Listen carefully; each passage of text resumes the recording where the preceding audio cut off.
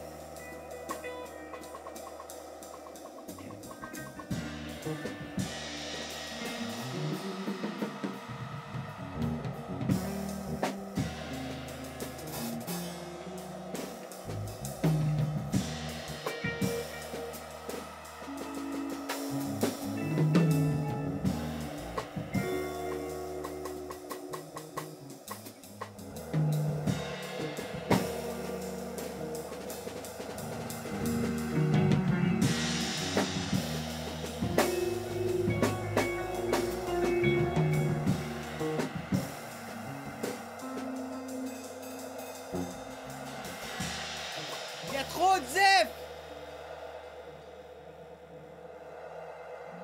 Il a dit, alors que j'essayais pour la énième fois d'allumer sa clope, ses deux mains au-dessus de la mienne et mon pouce qui n'en pouvait plus de s'écorcher le derme contre la rondelle dentée du bic.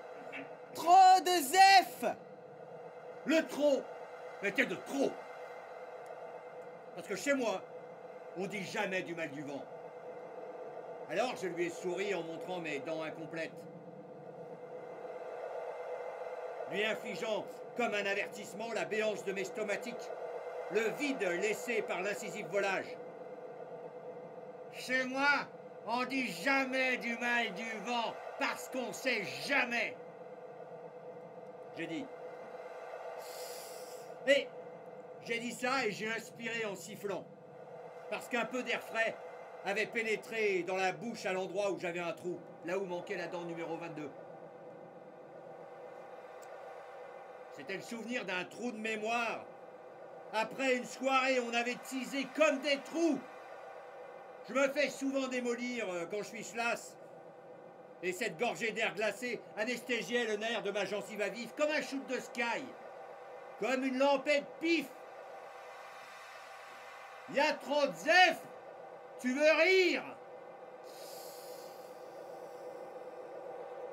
Et j'ai inspiré avec application cette fois-ci, pour pas qu'il m'échappe, pour retenir, pour ainsi dire, le vent par le pan de sa veste. Mais j'avais aussitôt l'impression d'avoir ses doigts dans la bouche, comme des petits doigts d'un bébé qu'on attrape du bout des lèvres par jeu, faisant une gueule dédentée et qu'on chatouille avec la langue jusqu'à ce qu'il se mette à vous labourer les joues de ses petits ongles fins comme des hosties. J'étais là, avec mon collègue Saïd, au pied de la nacelle. C'était la nuit. Une nuit très éclairée. Une nuit de décembre. Il était encore tôt et le vent faisait un barouf. Je te dis pas.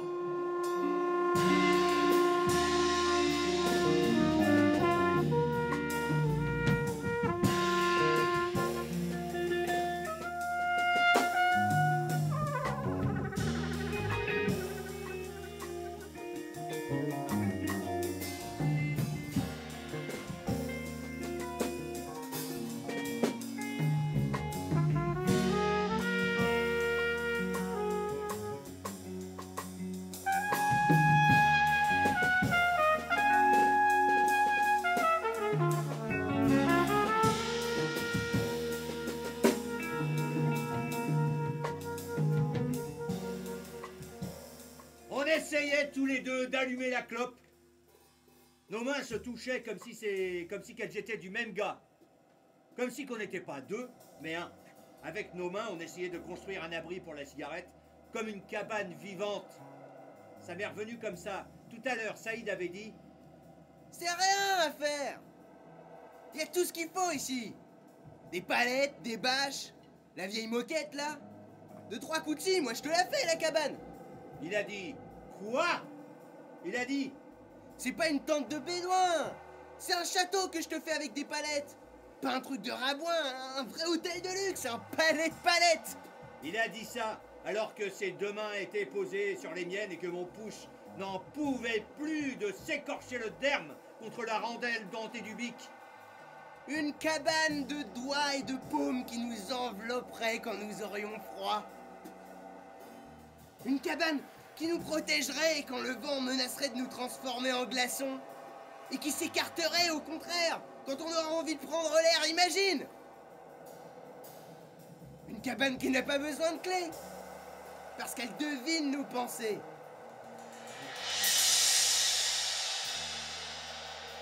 Il y a trop de zef! Il a dit... Non! Il a crié! Pour surpasser le vent! Chez moi, on dit jamais du mal du vent! Alors je me suis dit... Va falloir monter maintenant. Pour le descendre. Je déteste ce truc! Je sais pas qui a eu l'idée d'aller accrocher un mannequin de Père Noël sur la hauteur des immeubles. Il faut croire que ça plaît aux gens, puisqu'ils se sont mis à en fabriquer en série pour pouvoir en accrocher à chaque immeuble. Du coup, il y en a plein partout maintenant. Par mesure de sécurité, ils veulent maintenant qu'on les enlève. Mais le mal est fait. Moi, à mon gamin, j'ai voulu lui cacher les yeux pour pas qu'il voie, parce que franchement, ces mannequins, ça ressemble à des êtres humains. Et comme ils sont pas vivants, on dirait des cadavres, des pendus et des empalés. Et j'ai pas très envie que mon enfant y voit des horreurs comme ça, des macabées ou des gens malheureux. Alors va falloir les descendre maintenant. Par mesure de sécurité. Pour avis de tempête. Franchement, je suis bien content que ces horreurs disparaissent. Saïd, avec sa clope toujours éteinte au bout des doigts, s'est mis à balayer le ciel comme si c'était un pare-brise et ses mains des yeux essuie-glace. Mais regarde-moi cette merde! Il a dit, en pointant son doigt au-dessus des immeubles. Regarde-moi cette merde! Et regarde-moi cette merde en plus. Le dernier merde, c'était pour la nacelle. Il trouvait pas la clé, alors il a retourné ses poches, la clé est tombée par terre et nous voilà à quatre pattes en train de fouiller dans l'herbe. Chez moi, on dit que le monde se divise en deux sortes de gens. Ceux qui ont les clés et les autres. Moi, je dis que ça dépend de ce qu'elles ouvrent, les clés. Nous, on se fait niquer pareil. C'est pas aujourd'hui qu'on va mettre le feu, j'ai pensé. Et pourtant, on était bien parti pour faire le tour du cadran. Savouille, c'est la période où il y a plein de boulot et où faut pas dire non. Les décos de Noël, surtout, ça se fait pendant la nuit, pour que les gens aient la surprise le matin.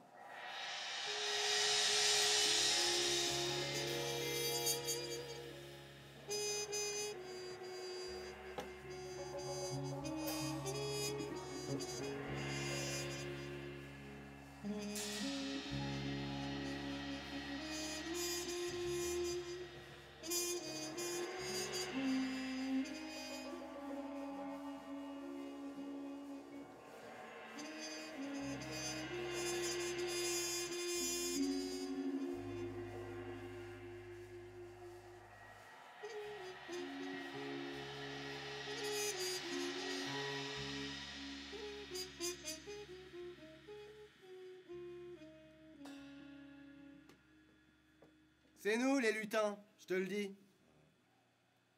Un jour, je veux dire une nuit, ils nous avaient fait bosser dans le métro. C'était une nuit bizarre. Personne ne nous avait expliqué ce qu'il y aurait à faire. On nous avait dit seulement... Prends ton marteau.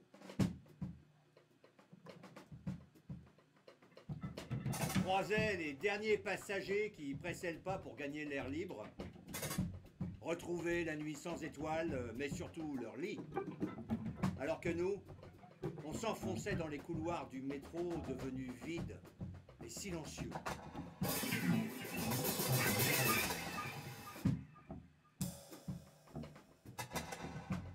Et puis on a entendu dans notre dos le bruit des grillages en accordéon qu'on refermait.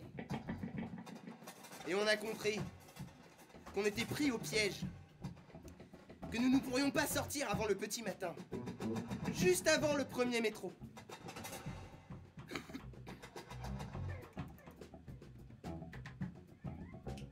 Personne n'avait envie de rigoler.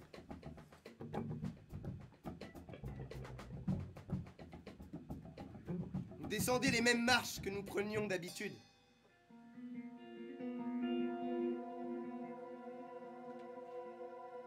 On connaissait par cœur les courbures des rambardes et la couleur verdâtre des faïences, et pourtant, quelque chose de différent nous impressionnait. Ce silence sépulcral, la lumière froide des néons de service, inhabituelle. Nos téléphones ne captaient pas dans les entrailles interminables de cette bête souterraine. Nous étions comme des chercheurs de pépites qui se seraient perdus dans un sous-sol abandonné.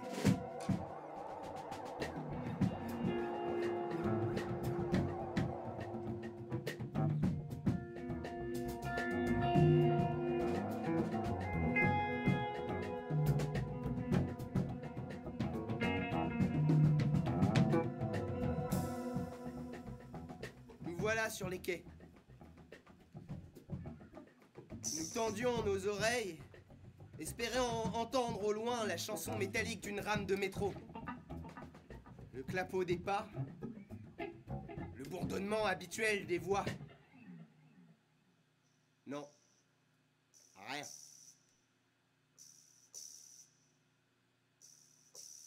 Rien. Sinon le tss d'un grillon solitaire. Un petit gars noireau avec une tête étrange nous avait accompagnés dès le début. Il semblait chez lui. Il nous a dit d'attendre. Il fallait attendre que toutes les rames soient rentrées au dépôt avant de pouvoir affréter le train chargé de ferraille. C'était pour nous, la ferraille. Attendre.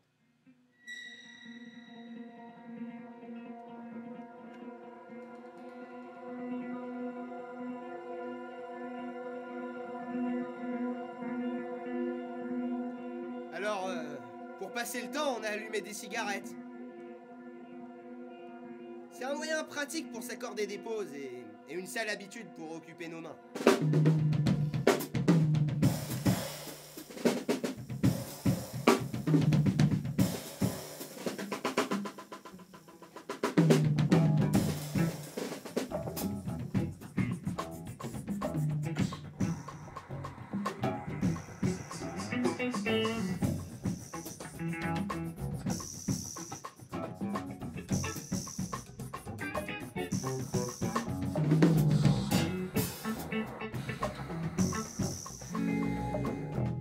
On fume. On s'en fout. On est tout seul.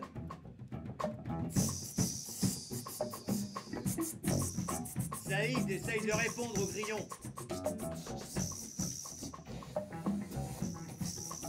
Comme si nous étions des explorateurs en terre inconnue. Comme Christophe Colomb découvrant les Indiens d'Amérique. Le premier face à face avec les indigènes. Mais on parcourt avant le sauvage. Karim, le patron, qui au bled enseignait les maths et qui parle si vite qu'on dirait une cascade. Comme si les mots étaient des chiffres qu'il fallait balancer comme des fléchettes pour ne pas manquer la cible. Karim, donc, nous apprend que les grillons se font rares. Ces bestioles, elles bouffent les mégots. Comme ils sont interdits de fumer, ils sont devenus rares. Il a dit rare. comme si c'était deux mots, comme si c'était la solution d'une équation.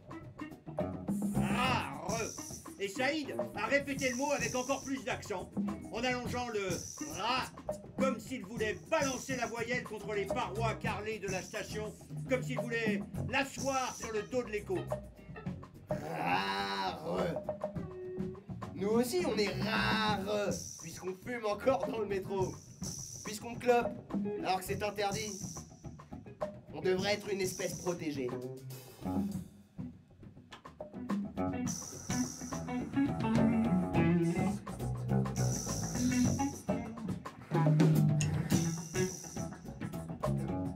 Et comme d'un commun accord, on a balancé nos bécos sur les rails, comme Des perles au cochon.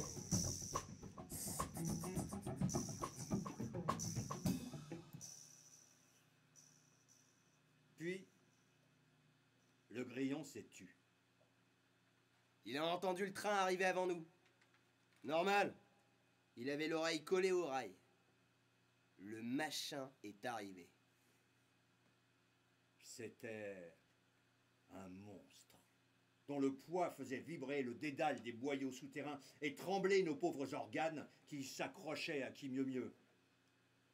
Très lentement, il s'est mis à freiner dans un crissement assourdissant. Un train plateforme rempli de ferraille qu'on devait assembler en un temps record au-dessus des rails. Un échafaudage antédiluvien constitué d'énormes pièces de métal sur des roues de part et d'autre des quais. Une créature de métal hybride, mi-tank, mi-tour Eiffel, qu'il fallait assembler en 2h30, top chrono, pour permettre l'évacuation et rendre le métro aux voyageurs. C'était une sorte de pont en acier qui permettait aux rames de passer et aux carreleurs de carler. On n'avait jamais fait ça. Le type avec la tête étrange nous disait « Fais ci, fais ça ». Il parlait en suçant un mégot éteint. Tu prends cet élément-là, tu l'emboîtes. Là, tu tapes. Là, tu visses l'écrou. Mais pas avec ça. Pas avec ça. Toi, t'es fort. Il a dit, et il a montré 6 coups du doigt. Et il nous a apporté une clé gigantesque, comme on n'en avait jamais vu, qui devait dater de la construction du métro. Là, tu assembles ces deux pièces. Tu forces. Bah, tu vas voir, ça passe. Et quand les trous sont bien en face, tu enfonces la goupille. Nos marteaux, dont nous étions si fiers, étaient devenus des jouets d'enfants, des cure-dents ridicules.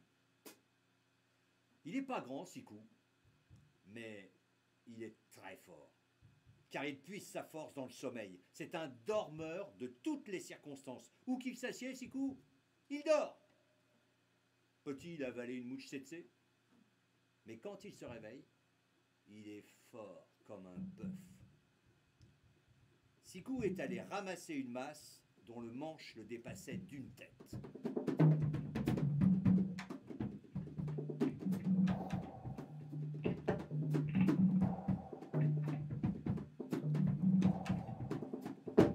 Il a écarté les jambes.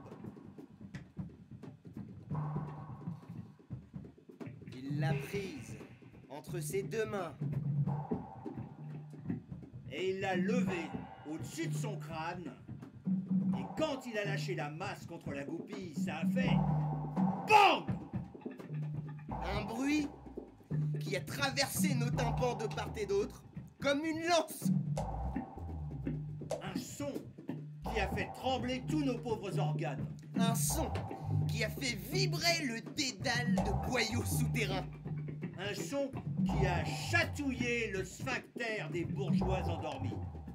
Parce que c'était un bang tellement puissant qu'on pouvait l'entendre à Neuilly, Boulogne, à Issy. Ce qui n'est pas la porte à côté. Mais la goupille s'est à peine engagée dans le trou. Alors, il a levé la masse une deuxième fois. BANG! Bing! BANG! Et c'était tellement impressionnant que Farid s'est arrêté de faire des blagues et qu'on obéissait, tendu et concentré aux indications du patron qui nous expliquait le moindre des gestes à accomplir, Méthodiquement, étape par étape. comme s'il nous livrait une recette ou qu'il récitait par cœur un mode d'emploi. Mais des ordres qui donnaient sens. On s'est senti soudain investi d'une mission essentielle.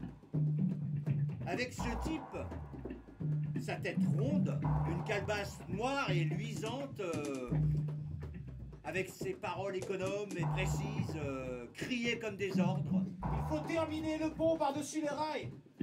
Sinon on bloque tout le métro de Paris. Il faut monter le pont en 2h30 top chrono, sinon on provoque une catastrophe dont on n'a même pas idée. Des millions de gens qui pourraient pas aller au boulot. Un chômage technique généralisé. Si on termine pas à temps, on va créer le plus gros bouchon de l'histoire de la ville. On arrête tout. Plus de flux. Plus de flux. Plus de courant. Plus de courant, Et non. Plus de connexion. Plus de connexion. Plus de réseau. plus de réseau, Plus de croissant. plus de croissant, Plus d'amour. Plus d'amour. Plus de rien. Il nous criait les ordres sans méchanceté aucune, comme à des soldats.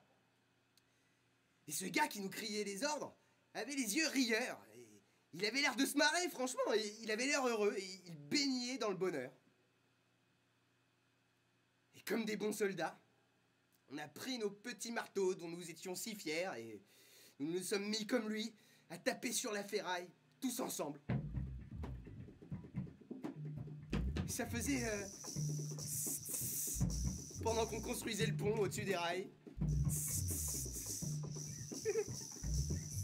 Et le gars qui nous hurlait les ordres le faisait avec une certaine douceur, comme s'il avait du respect pour nous.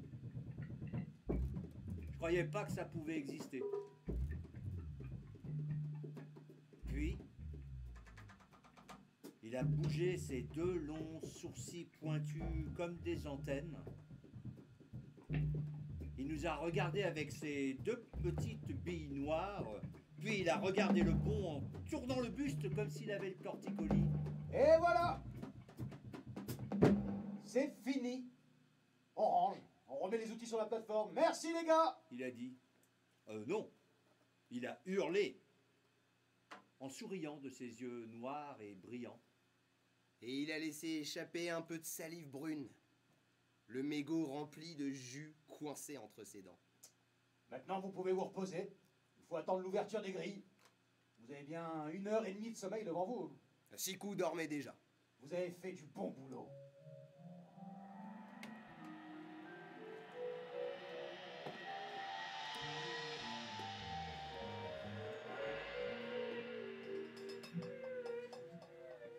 Et on entend la voix du grillon nous dire Souvenez-vous de ça. Je n'envisage jamais.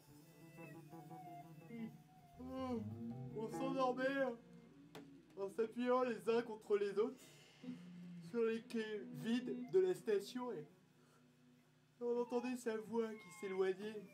Et merci pour les mégots, les gars. Il a dit ça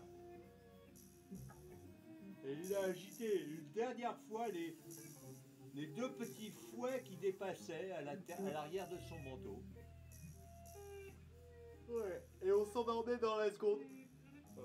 Bercé par les adieux du dernier roi, les griots qui partaient avec le train plateforme. On était épuisés, mais heureux d'avoir construit un pont. On était épuisés, mais heureux D'avoir sauvé la ville de la catastrophe.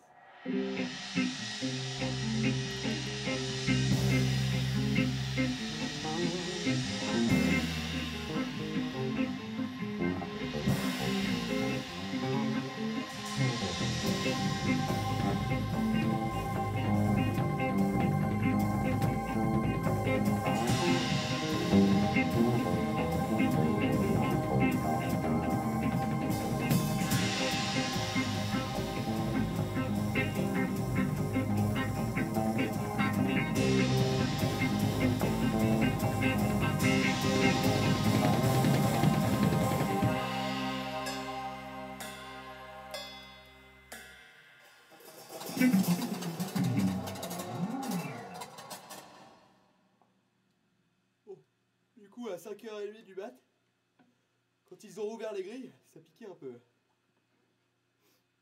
Les gens quittaient à peine la croûte, se givraient des trottoirs qu'ils se prenaient déjà les courants d'air chaud et touffus des tunnels. Tout le monde avançait comme au radar, l'œil éteint. Chacun était dans ses pensées comme dans des bulles de savon. On avançait à la queue leu-leu comme une procession de chenilles. C'était le niveau 0 de l'échelle de Beaufort. Calme, mer d'huile, miroir, la fumée monte droit. J'ai appris ça par cœur à l'école des génies. Je venais de passer mon permis nacelle. Et j'avais la tête remplie d'un tas de trucs comme les 12 degrés de l'échelle de force des vents, dite l'échelle de Beaufort. J'aurais préféré un ballon de rouge. Ça fait 12 degrés aussi. Du coup, sur les quais, quand le train est arrivé, fort dans l'air comme un zodiaque, je me suis mis malgré moi à vouloir mesurer ce souffle. J'hésitais entre niveau 5 et 6. Les branches des pins s'agitent ou les fils électriques sifflent. Chez moi, les anciens disaient qu'avant, le vent, il soufflait tellement fort qu'on avait installé des rambardes tout près du sol. Comme ça, quand ça se mettait à souffler, les gens se mettaient à plat ventre et ils s'y accrochaient. Et il y avait des filets à papillons pour rattraper les mioches qui s'étaient envolées. Quand j'étais gosse, je m'amusais à attraper des papillons. Quand on attrape un, ses ailes sont tellement fragiles que tu ne dois même pas les effleurer parce qu'ils ne pourraient plus jamais voler. Rien n'est plus léger qu'un papillon. Et pourtant, quand le vent souffle, ils savent garder le cap. Par exemple, les papillons migrateurs montent très très haut dans le ciel et ils se laissent porter par les vents les plus rapides pour se transporter d'un endroit à un autre. T'imagines si on avait des ailes de papillon? Parfois, je me demande combien j'ai de vie, moi. Ça a 3 vies, un papillon. Un peu comme les 7 vies des chats. Ou comme les 12 niveaux de l'échelle de Beaufort, qui sait, qui sont comme qui dirait les 12 vies du vent.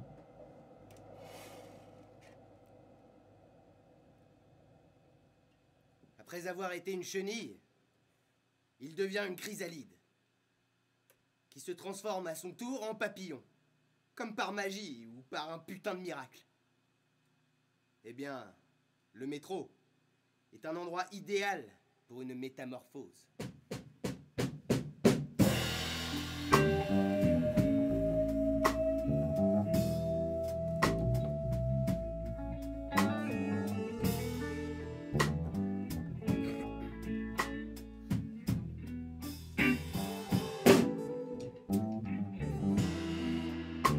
Le wagon qui m'emmène sur le chantier devient mon vestiaire.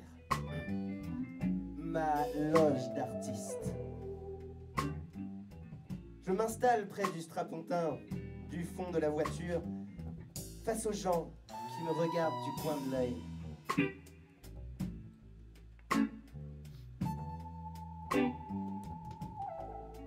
Comme une larve qui va devenir une nymphe. Je vais changer de peau. J'offre mon corps aux inconnus.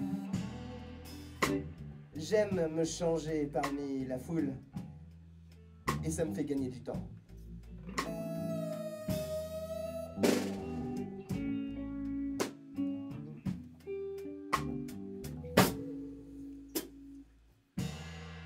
Je commence par me lever.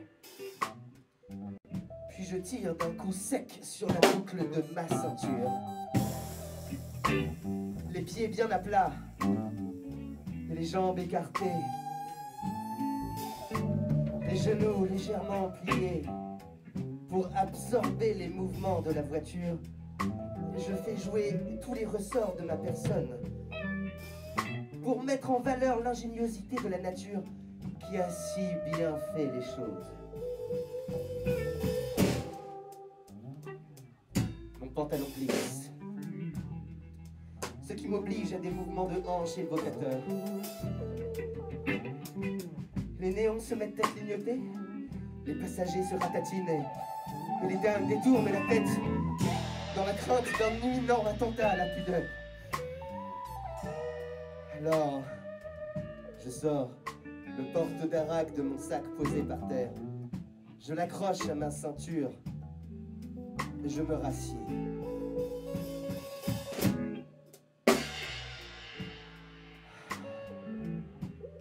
Un soupir de soulagement parcourt l'assistance. Et qu'ainsi, beauté, casqué, ils me ramènent en triomphe à la station suivante, comme un terrible dieu vaillant.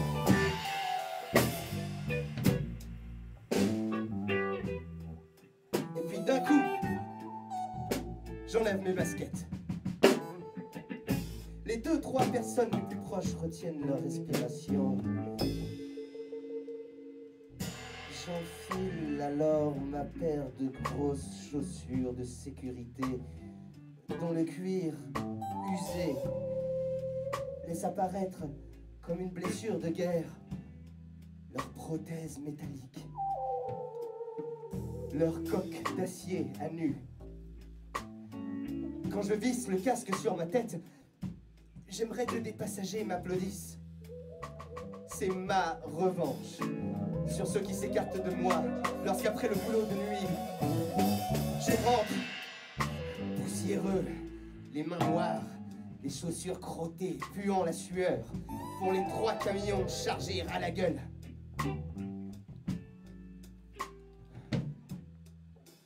Dans le vaporeux matin empli d'odeurs de dentifrice et de déodorant, je suis la fragrance de la nuit. On peut me croiser parfois dans mes vêtements crasseux, côtoyant un petit vendeur des champs dans son costume 3 pièces froissé. Crevés, tous les deux, nos épaules l'une contre l'autre, nous laissons communier nos étoffes dissemblables.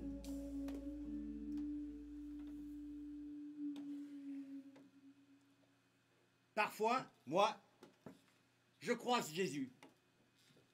Un collègue, qu'on appelle comme ça à cause de sa coiffure.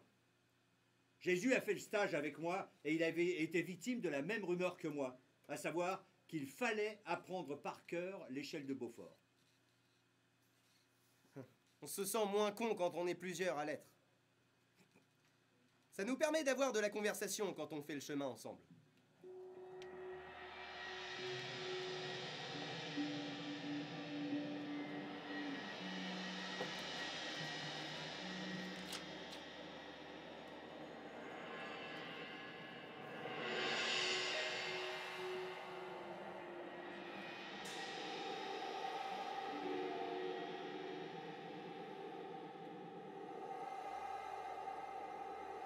Aujourd'hui, c'est petite brise, niveau 3. Petit mouton, les drapeaux flottent.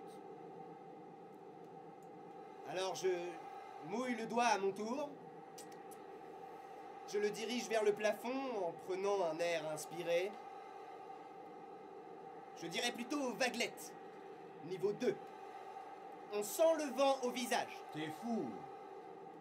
Petite brise, c'est plus que brise légère, mais c'est moins fort que jolie brise. Nombreux moutons, le sable s'envole. N'importe quoi. C'est comme si tu disais grosse lame, on ne marche plus contre le vent, alors que c'est tempête, les enfants de moins de 12 ans s'envolent. J'aime bien, moi, les jolies bises. Je vais te dire, au début, tu prends tous les boulots. Jamais tu dis non, jamais tu dis j'ai une femme, des enfants, ma mère elle vient de mourir. T'y vas. Il n'y aura pas tous les jours du taf. Tu prends tout sans demander c'est quoi. Fais gaffe à ton dos. Alors, si tu veux durer, regarde bien. Tu prends un truc, n'importe quoi. Tiens, passe-moi ce sac là que je te montre. Faut garder le dos droit. Toujours, tu comprends. Et tu baisses les genoux, comme s'il y avait des ressorts. Voilà. Comme si t'avais un balai dans le cul, quoi. Il n'y a que comme ça que tu vas durer. Hein. Vas-y, essaye. Mais non, mais toi, t'es raide des genoux. mais Mais t'es tombé d'où, toi? Ah! T'as vu la gueule des mecs? Hé, Saïd, je t'ai vu ce matin au Grand Palais. Je t'ai vu. T'étais devenu tout pâle quand il y a eu la rumeur. Quand ils ont dit que le patron était parti avec la caisse et que la paye, on l'aura dans le cul. Tu sais pas ce qu'on est? Non, qu'est-ce qu'on est? Tu sais pas ce qu'on est? Non, on est quoi? Tu sais pas ce qu'on est? Non, on est quoi? On est des mercenaires, on est une bande de manœuvres, une équipe de journaliers.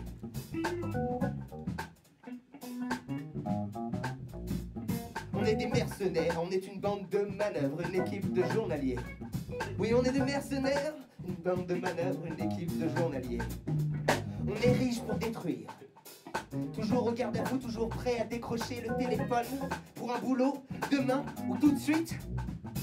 Pour un boulot, demain ou tout de suite.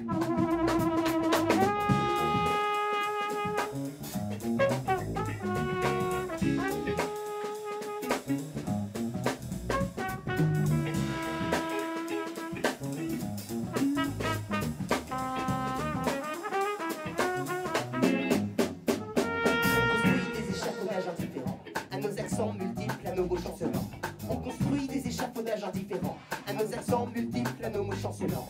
On construit des échafaudages indifférents à nos accents multiples, à nos mots chancelants. On construit des échafaudages indifférents à nos accents multiples, à nos mots chancelants.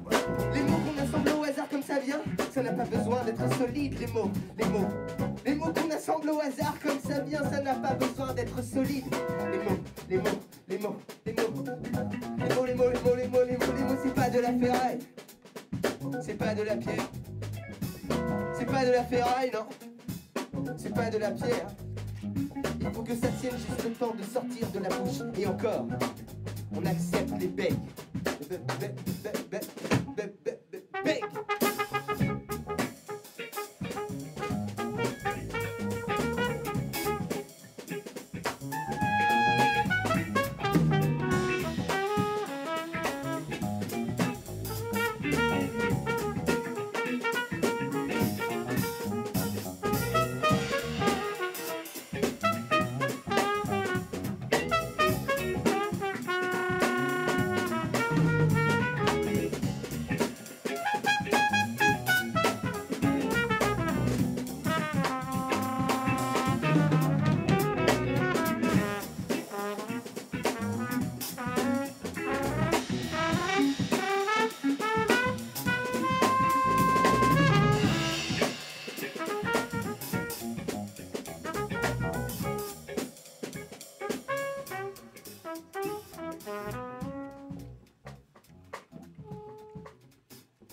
De toute façon, on aurait retrouvé le patron.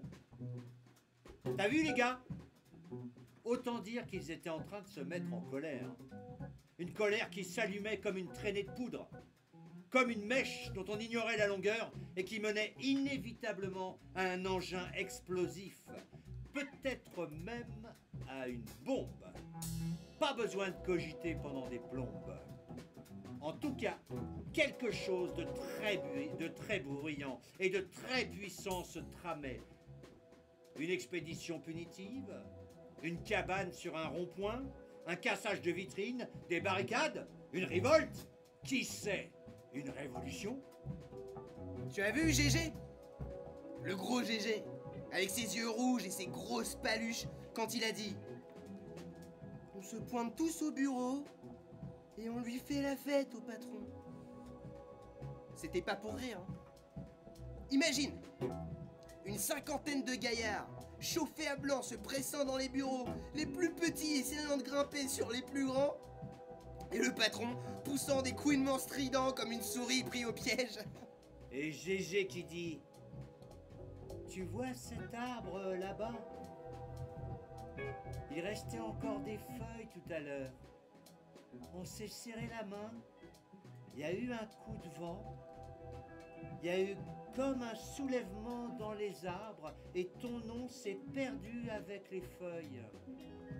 Peut-être que tu l'as pas dit assez fort. Eh bien, écoute-moi bien. On est chacun ici, à notre façon, la feuille d'un arbre qui s'est détaché à un moment donné. La différence, elle est dans la trajectoire, dans la façon de voltiger, en faisant des vrilles, des boucles, des loopings que le vent aurait ramené au même endroit. Je vais te dire une chose, mais tu le répètes pas. Gégé. Il est comme ça parce qu'une femme lui a brisé le cœur. Parce que Gégé a la voix en même temps forte et en même temps douce. Comme l'acteur, là. Depardieu. Tu as vu quand Gégé a dit avec sa voix douce c'est pas sûr que la feuille, elle décide du moment où elle va se détacher, et encore moins qu'elle sache où elle va atterrir. Mais j'ai une sorte de conviction que les gars que je retrouve sur les chantiers sont comme ces feuilles d'arbres, différents. C'est une force de la nature. Il n'a pas le temps de se laver, pas le temps de dormir, il enchaîne les chantiers et quand il bosse pas, il joue aux cartes ou il cherche la bagarre. Moi, je prends le patron sous la gorge comme ça, avec une main, et je lui dis « Maintenant, donne-moi la clé de la Merco. Et si tu veux pas qu'on se paye en pièces détachées, t'as intérêt à te manier. » C'était pas pour rigoler.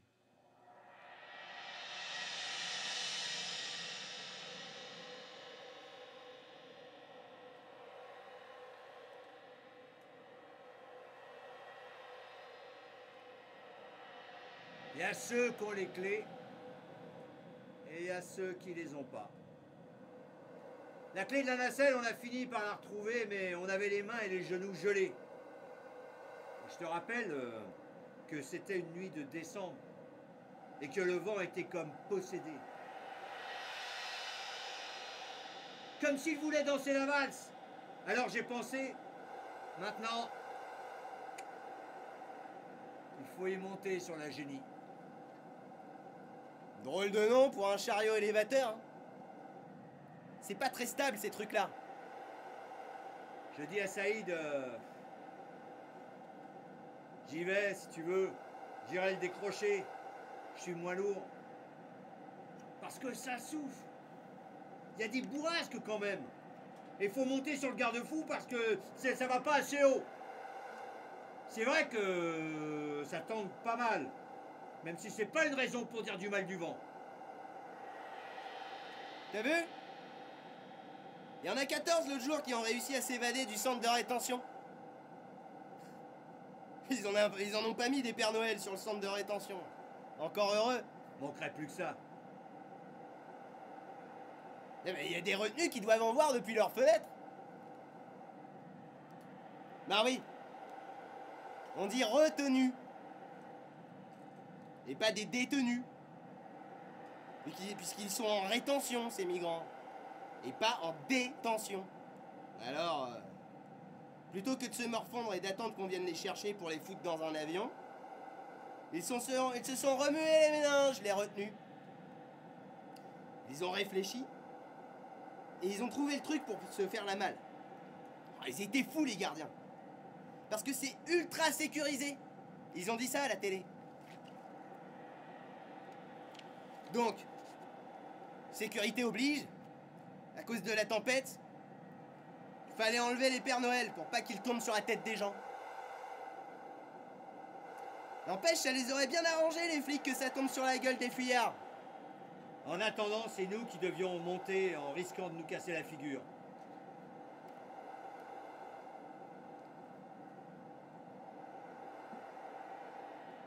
Et je t'ai vu, tu sais, au Grand Palais, quand les gars ont lâché les caisses, qui voulaient plus monter le matériel à la main par le grand escalier, alors qu'il y avait un monte-charge à côté. Je t'ai vu, va. T'en fais pas, c'est pas grave. T'es un nouveau. t'essayais de porter tout seul. T'osais pas désobéir. J'ai vu que t'avais un livre quand t'es arrivé. C'est rare les mecs qui lisent. T'es un intello, c'est ça? C'est pas grave, hein, je m'en fous, tu sais. Ça parle de quoi?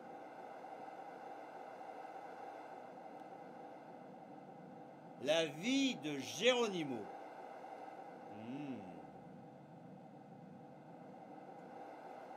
C'est lui sur la photo, là? On dirait un blédard. Il me fait penser à Douma. Tu sais, Douma, le black. Tu sais, le petit costaud. Celui qui arrive en costard, on dirait un prince, qui s'est mis du parfum à la fin du chantier. Il a toujours la classe, Douma. T'as vu? Il a toujours l'air en colère, on dirait qu'il fait la gueule. Comme ton Geronimo, là. Il a l'air fier pareil. On s'est tous échappés de quelque part.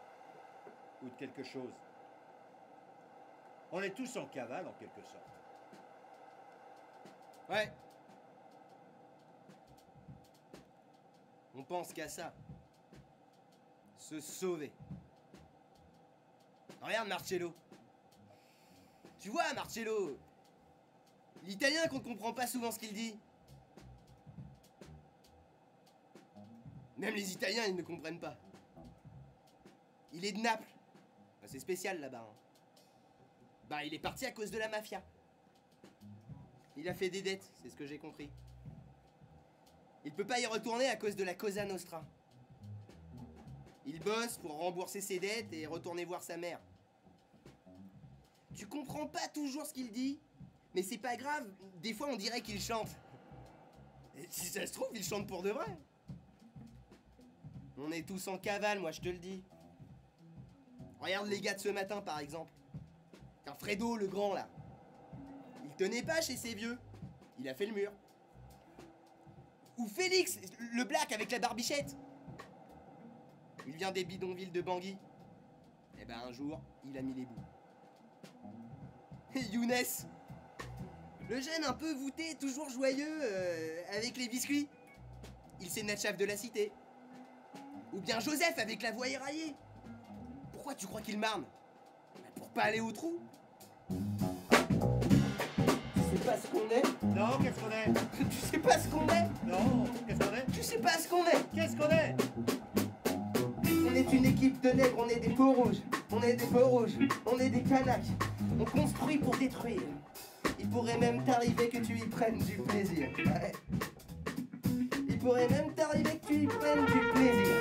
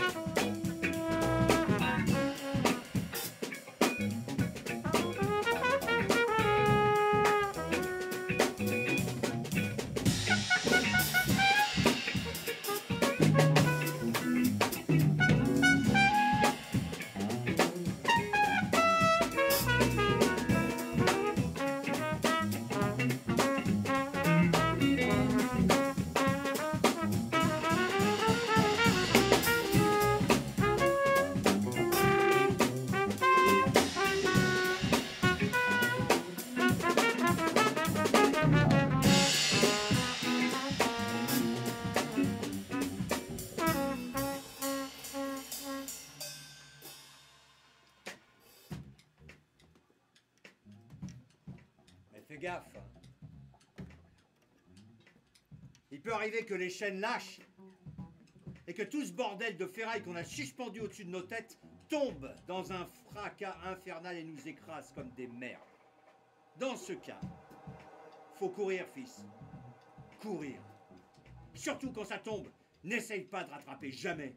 Laisse tomber quand ça tombe, barre-toi vite. Faut courir sans se retourner. On ne rira pas de toi, mon pote, hein. Au premier bruit, tu cours. Et si t'entends rire, c'est que t'es vivant. Chez moi, on dit qu'on passe sa vie à courir, mais qu'on finit toujours par péter dans la terre. Alors l'autre nuit, J'ai regardé la nacelle et j'ai dit allez, j'y vais. J'ai l'habitude, une dent de plus ou en moins. Chez moi, les anciens disent que parfois, le vent est tellement puissant que ça fait ployer les immeubles. À tel point que l'étage du haut touche par terre. Généralement, ça arrive en hiver.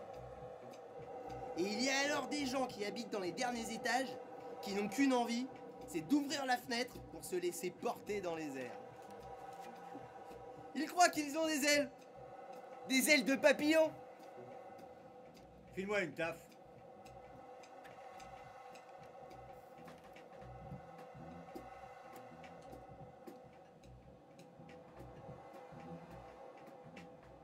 Je monte.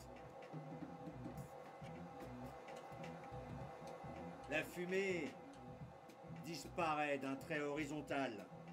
Pressée d'être hors de vue, elle disparaît comme mes pensées. Comme les 14 d'en face, dispersés par le vent, insaisissables pensées sauvages.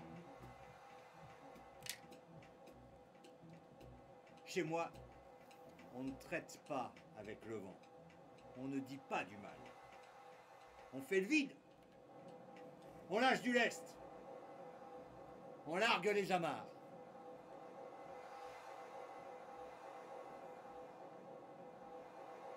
Maintenant que j'ai promis, je dois monter. Décrocher la figurine morbide. Un travail comme un autre. Le vent m'aide à ne pas y penser. Ils n'ont pas dit c'était qui les évadés. Ils auraient pu dire 14 étrangers. Ou 14 sans-papiers. Mais... Tu te souviens au début quand on allait sur les chantiers et que les flics sont arrivés et que tout d'un coup, il n'y avait plus personne. Quand tous les gars s'étaient évaporés, pas un ouvrier. Juste le chef qui est resté là comme un con tout seul au milieu du chantier. Ah, je l'imagine expliquer aux flics que c'est lui qui télécommande toutes les machines. Toutes les machines à la fois.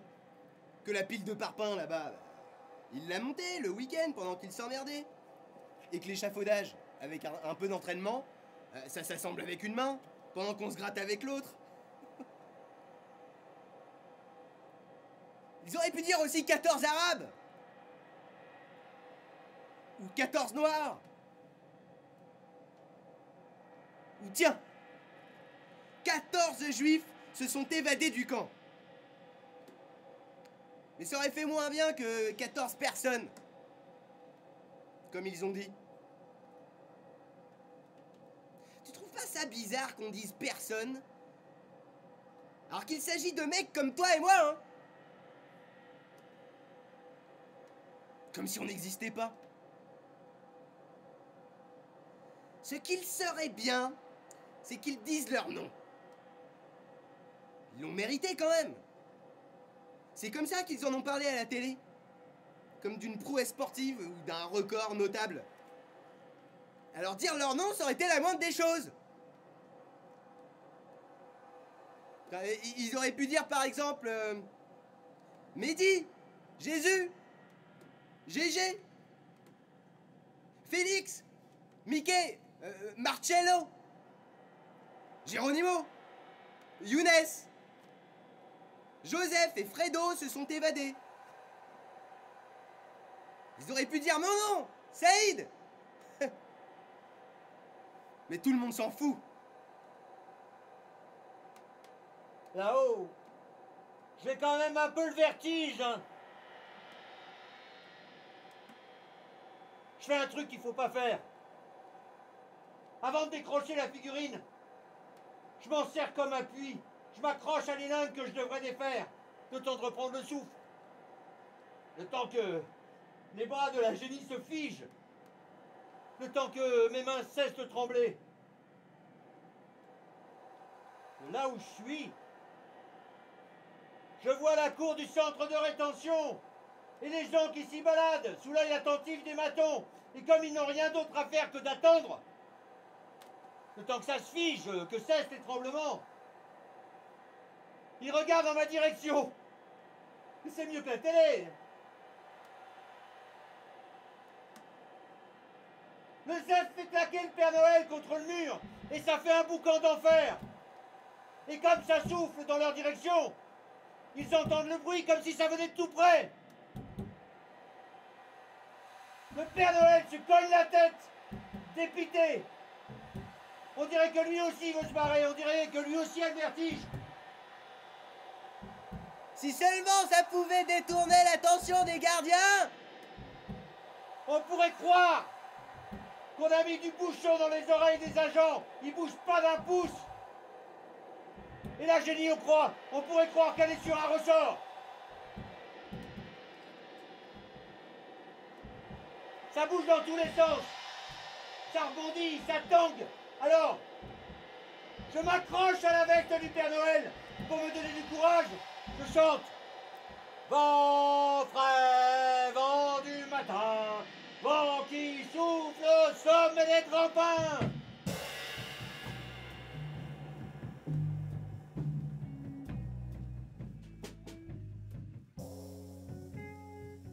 Et ma chanson arrive directement aux oreilles des retenus.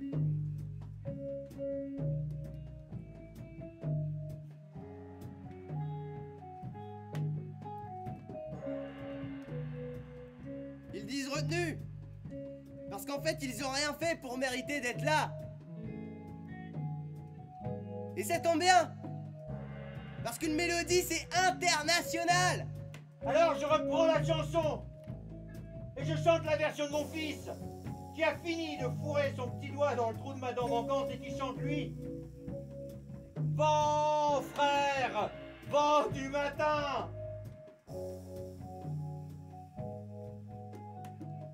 Et c'est comme une déclaration d'amour.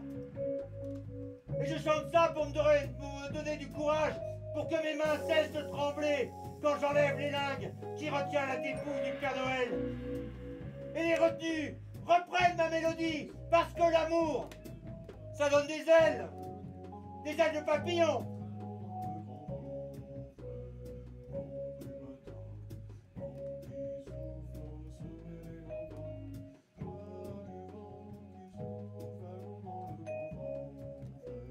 En les entendant chanter, perché sur mon bras mécanique, j'avais eu une idée de génie, et je l'ai perdue.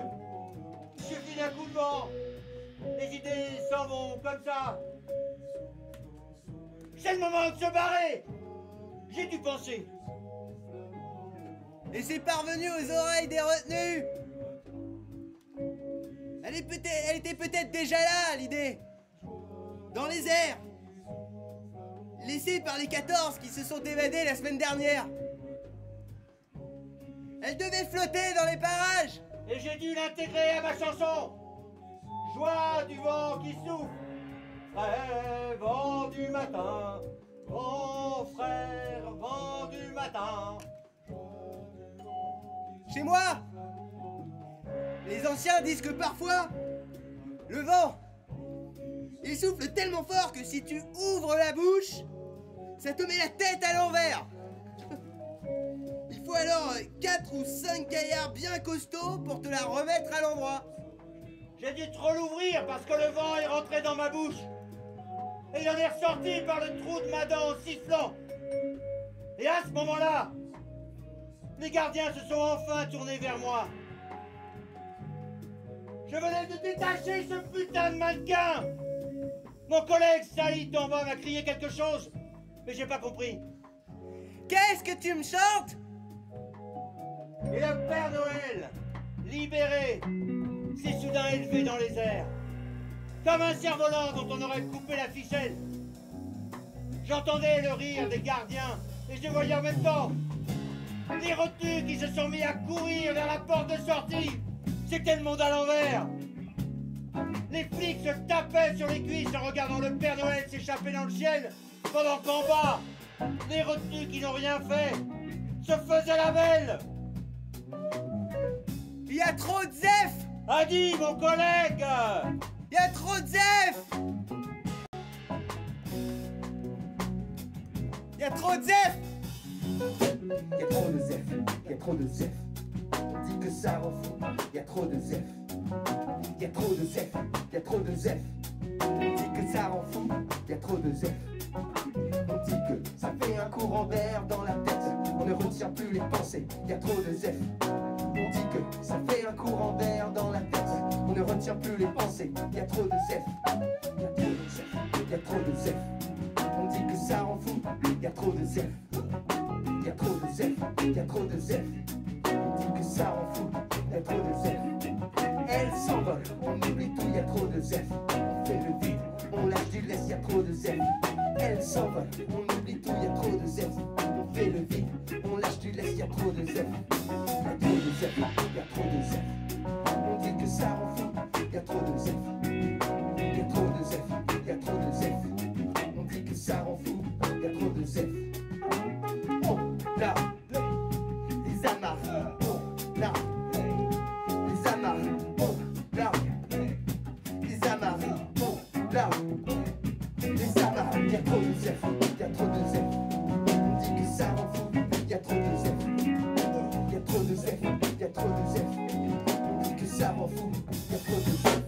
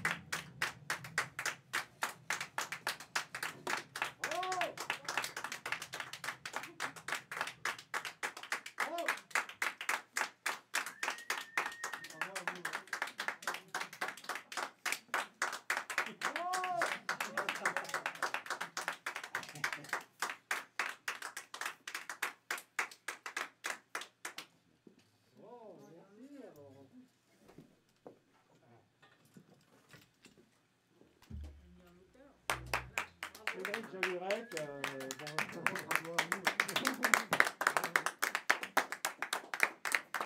c'est bon. C'est vrai que on va enlever quand même un peu nos masques. On va nous filmer. Je crois qu'on nous filme, c'est ça. Voilà, pour réagir tout de suite à. Déjà, merci d'être venu. Voilà, et je sais pas si j'ai un micro. Si, Cédric, c'est là. On va le mettre sur la sellette. Ah là là. Sur la sellette. On va vous mettre tout de suite sur la sellette.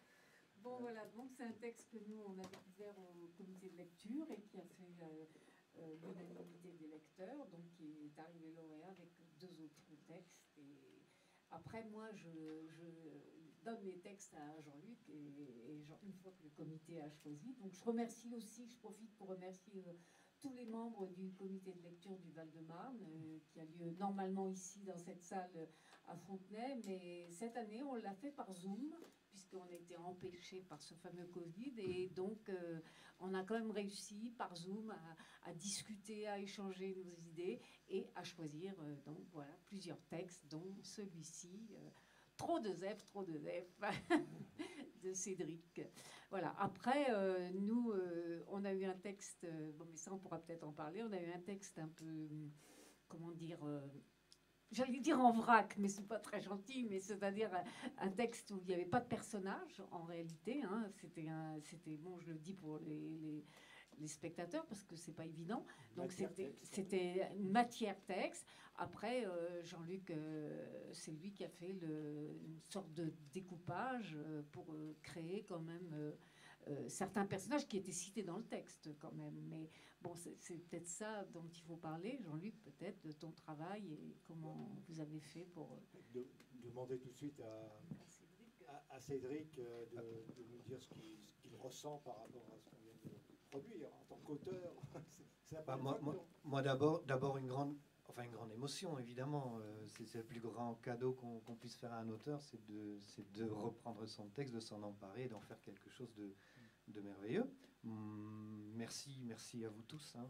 Je ne vois pas à cause de la lumière, mais encore une fois, merci. Pour moi, c'est incroyable de découvrir ce travail et de tout d'un coup de le voir vivre, ce texte. Du coup, j'ai perdu le fil déjà. Il vient d'où ce texte en fait à l'origine, c'était une envie de parler comme ça une envie précaires, des ouvriers, des gens qui sont dans cette difficulté-là, ou avec des moments différents, des moments de joie et des moments un peu de gravité aussi. C'était d'abord l'envie de raconter un univers que j'avais découvert, que j'avais connu, parce que j'ai travaillé longtemps, pendant des années, on va dire dans l'intérim, enfin, avec différentes équipes, toutes sortes d'équipes, dans des conditions de travail très précaires, un travail manuel, un travail où il fallait être toujours prêt à aller au taf. Et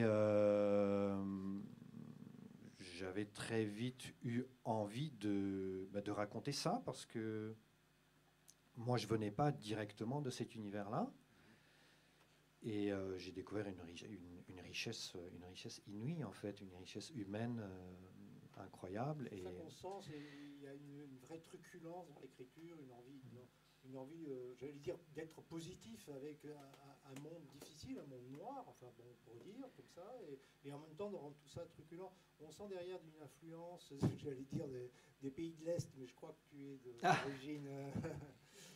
Non, je veux dire, pas mal d'auteurs des pays de l'Est ont une tendance à rendre truculentes des tragédies ou des drames de la vie au travers justement de l'écriture et d'une certaine forme de poésie. Oui, mais c'est pas un univers noir. Non. C'est un univers qui est dur. Où il y a effectivement, il peut y avoir des moments dramatiques, les conditions de vie sont difficiles de chacun, mais il y a des moments de vrai plaisir, de vrai échange entre les gens. J'ai de très bons souvenirs également, j'ai pas que des mauvais souvenirs. Oui. On sent comment dire, une espèce d'amour, presque du chantier, de la fraternité des chantiers. Mais oui, c'est vrai qu'on finit par y trouver, comment dire, oui, on finit par aimer les gars, par se faire c'est pas des copains, parce qu'on rarement, en dehors du travail, on échange moins. Mais dans le travail, finalement, on vit des choses qui sont tellement, comment dire, peut-être parfois extrêmes. Alors extrêmes, là, en même temps, je suis sûr qu'il y en a qui me diraient, mais qu'est-ce qu'il y a d'extrême à décharger un camion Enfin, là, décrocher des Pères Noël, tout de même, c'est assez extrême sur des nacelles qui ont l'air de bouger dans le vent. Oui, bon, après, bien sûr, il peut y avoir des situations qui sont difficiles, et il y a une réalité qui est celle des accidents du travail, par exemple. Enfin, il y a toutes sortes D'ailleurs, c'est un élément qu'on se pose la question. Moi, j'ai laissé ouvert, d'ailleurs, parce que beaucoup de gens se sont posé la question à la lecture du texte et au comité de lecture sur le fait que est-ce qu'il s'envole, est-ce qu'il meurt, est-ce qu'il... Ah oui, il y avait... au comité de lecture, on a beaucoup discuté par on ne sait pas, ça. Effectivement, est-ce qu'il y a un accident du travail? Voilà, il y en a qui disaient que le texte finissait, que finalement, peut-être c'était un suicide ou peut-être que c'était une mort, donc peut-être un suicide aussi, une décision. D'autres disaient mais non, il n'est pas du tout mort. Bon, donc on a laissé un peu ouvert et on a laissé un peu la fin comme ça. Bon, bien sûr, il faut savoir que ces lectures musicales, c'est 3 jours de travail. Hein. Il faudrait travailler beaucoup plus si on voulait aboutir le texte. D'ailleurs, ça serait intéressant, mais bon, ça demande d'autres moyens. Mais donc on a laissé ouvert, c'est-à-dire il flotte comme un papillon, comme les papillons dont il a parlé dans le texte, et il devient un papillon. Alors après, un papillon qui se transforme ou qui meurt, voilà, on a laissé la chose ouverte. Mais moi, je voudrais dire que ce que j'ai trouvé remarquable par l'écriture, justement, c'est cette vitalité, j'allais dire cette joie de vivre de cette bande de mecs. Pour une fois, moi qui suis très féministe et très contente de faire un texte où il n'y a que des hommes et mettre que des hommes en scène, ça change un peu. Pourtant, je suis très très sensible à la question féministe. Mais surtout, oui, d'ailleurs, il le dit, le chef, là, il dit, Saïd, quand il parle du chef, il dit, mais il a le bonheur dans les yeux. Il est là, il est heureux. Et je trouve que c'est ça qui est assez remarquable de rendre par l'écriture, c'est qu'on perçoit évidemment la difficulté, les métiers rudes, les horaires, la fatigue physique, tout ça. Je me suis rendu compte d'ailleurs récemment, enfin la 3e fois qu'on faisait la répétition, que la masse que il prend, enfin que le chef lui donne, elle est plus grande que lui, quoi. Donc je me suis dit, mais c'est énorme, c'est énorme. Mais tout d'un coup, je dis ça au comédien, ça, je dis, mais attends, mais il parle d'une masse qu'il prend, mais c'est énorme, elle est plus grande que lui. Donc il doit taper comme ça doit être très dur, effectivement. Mais il y a quand même cette truculence, et ça, c'est par l'écriture qu'on sent ça. Donc voilà, j'espère que ça s'est perçu aussi pendant la représentation, mais c'est une grande qualité de l'écriture. Merci. Oui, sur la fin, c'est vrai qu'on m'a fait ce retour-là. Moi, j'ai jamais imaginé le suicide ou la mort à la fin. J'ai jamais imaginé une fin tragique. Alors, en fait, votre interprétation, c'est la mienne. Après, je trouve ça tout à fait intéressant que les gens puissent interpréter un texte de manière différente. Hein. Je trouve ça intéressant, finalement. Voilà. C'est vrai que c'est un univers uniquement masculin. Moi, c'est quelque chose... je m'étais fait cette réflexion. À un moment donné, j'étais dans cette espèce de chantier en chantier, la nuit, le jour, la nuit, le jour, etc. À un moment donné, on est dans une sorte de roulement, de roulis, comme ça, etc. Et je me suis rendu compte qu'à part ma compagne, je ne voyais plus de femmes. Juste, j'entendais parler de temps en temps, et on évoquait des femmes, effectivement, sur le chantier, de manière très différente. Voilà, donc, mais c'est vrai qu'en ça aussi, c'est un univers qui a des particularités, oui, par rapport à ça. Par rapport à la langue, moi, j'ai très longtemps eu envie, comment dire, j'étais fasciné par les langues qui étaient parlées autour de moi, par la façon dont les gens s'expriment, des gens d'horizons très différents. Vous l'avez entendu, il peut venir des cités, ça peut être des gens qui sont venus récemment en France, ça peut être des gens qui tout simplement n'ont pas fait beaucoup d'école. Enfin, il y a toutes sortes de raisons. Et là-dedans, il y a des gens qui ont une langue très, très recherchée, qui peuvent être, qui sont des vrais conteurs. Et au contraire, il peut y avoir des taiseux qui peuvent avoir très peu de vocabulaire, mais être toujours très juste. Enfin, il y a une grande richesse aussi là-dedans. D'ailleurs, tu as remarqué qu'on a remplacé les taiseux par des musiciens. Oui, tout à fait. Ils font du bruit, les taiseux. Pas du bruit, j'exagère, ils font de la musique.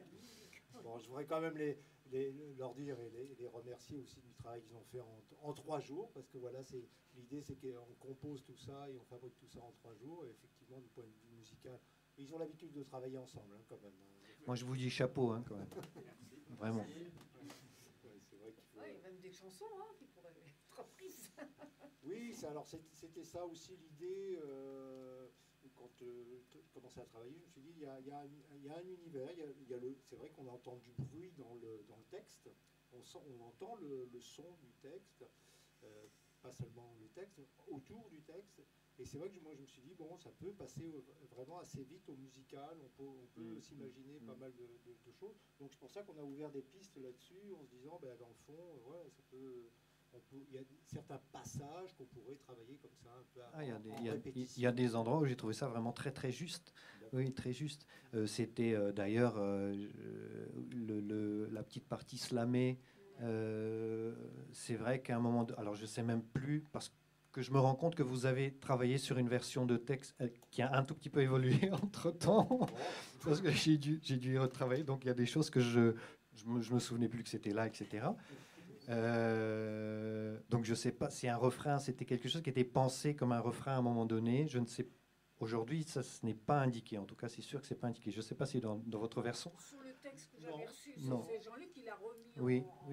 Oui, donc je trouve ça. Le texte que j'avais reçu, c'était. Oui, on s'est permis de mettre quelques passages en répétition. Voilà. Oui, non, mais donc je trouve ça, vous êtes tombé assez juste en fait. Là, le texte va être édité, donc... oui, j'ai trouvé une éditrice, donc il devrait être publié aux éditions Les Signes. Voilà. Ce texte, il sera accompagné de quelques courts textes autres, mais du même univers. Voilà. Ce sera les nouvelles de chantier. Nouvelles de chantier, oui. D'accord. Okay. Et ça fait partie dans ton œuvre... donc... théâtrale, parce que tu as déjà écrit d'autres pièces de théâtre ou non, tu écris plutôt des romans, des contes? Qu'est-ce que j'écris? Moi, j'ai commencé à écrire. En fait, il y a une bascule qui s'est faite à partir du moment où j'ai commencé à dire mes textes, où du coup j'avais un public. Et voilà, donc à plusieurs reprises, ce texte-là, je l'ai dit également. Oui. Il y en a eu d'autres.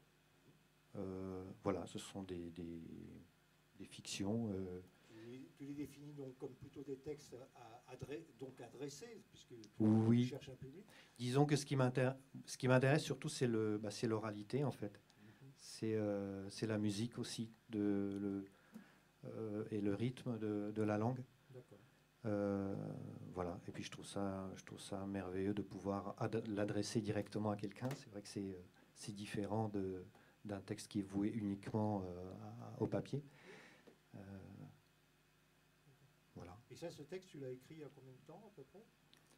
Alors, il y a différentes parties dedans, en fait. C'est vraiment un agglomérat. D'ailleurs, vous l'avez vous-même dit, c'est qu'il a le personnage principal, on n'est pas toujours tout à fait... oui. On a cherché un peu les pistes. Oui. Voilà, entre oui. Donc, c'est plusieurs textes qui ont été recollés en quelque sorte à un moment donné. Oui. Si vous voulez, l'histoire de la nacelle, c'est vraiment l'origine, c'est vraiment le noyau de ce texte qui a dû être écrit il y a déjà quelques années. Oui, parce qu'il y a la partie du métro qui vient presque comme un rêve à l'intérieur. Exactement, oui. Qui se mélange. Oui. Le patron avec le grillon, enfin, c'est très onirique à ce Oui.